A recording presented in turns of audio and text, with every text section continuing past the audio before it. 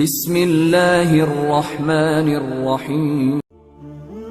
حضرت آدم علیہ السلام کا جسم دیکھ کر ابلیس کا گمان۔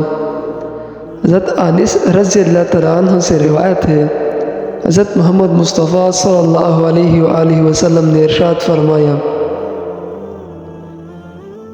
جب اللہ تعالیٰ نے حضرت آدم علیہ السلام کی جنت میں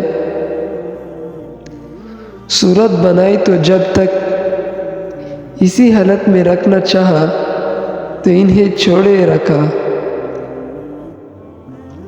ابلیس ان کے آس پاس گردش کرنے لگا۔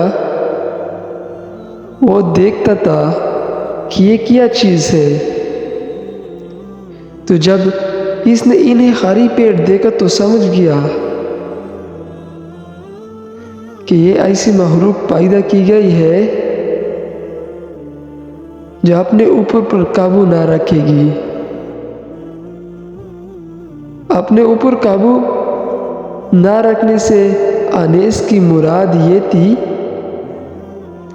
کہ یہ مخلوق شہوت اور غصے کے وقت اپنے اس پر قابو نہ رکھے گی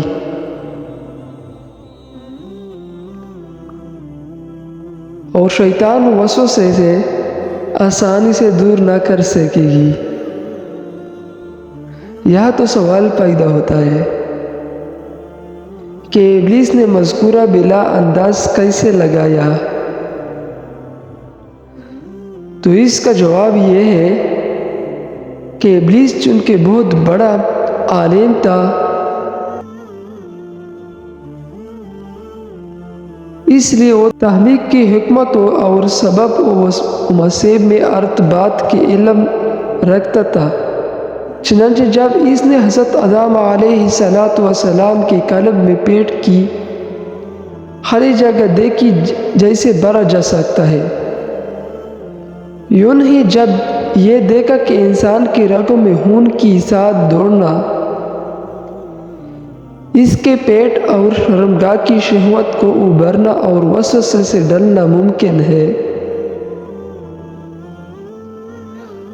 تو ان اسباب کی بنیاد پر اس نے اندازہ لگایا کہ یہ مخلوق اپنے اوپر پر قابو نہ رکھ سکے گی۔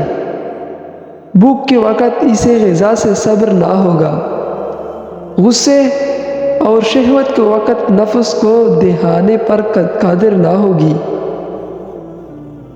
اور خود سے وسوسے سے دور کرنا بھی اس کے لیے بے حد دشوار ہوگا۔